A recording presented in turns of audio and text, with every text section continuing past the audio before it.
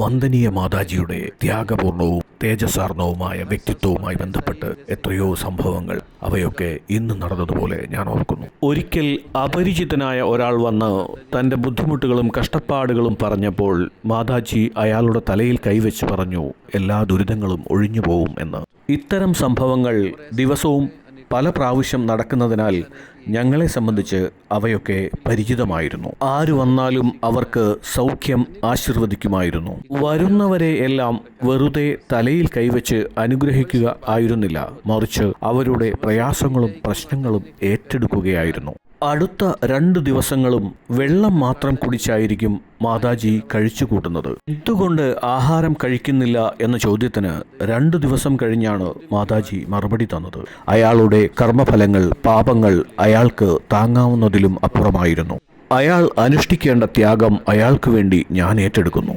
തൻ്റെ ദുരിതങ്ങൾ ആരെങ്കിലും ഏറ്റെടുക്കും എന്നു കരുതി ആദ്യമായി വരുന്ന അപരിചിതനായ വ്യക്തി അയാളുടെ ദുരിതങ്ങളെ ദൂരീകരിക്കാനായി 2 ദിവസത്തോളം നിരാഹാരമിരുന്ന് ജലത്താൽ മാത്രം ജീവൻ നിലനിർത്തുന്ന സംവേദനവും സാഹസികതയും, അതും നിശബ്ദമായി, ശാന്തമായി, കൊട്ടിഘോഷിക്കാതെ.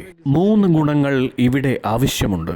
ഒന്നാമത് സങ്കല്പം, രണ്ടാമത് സഹൃദയത്വം, മൂന്നാമത് നിഷ്കാമകാമിയായിരിക്കുക എന്നത്.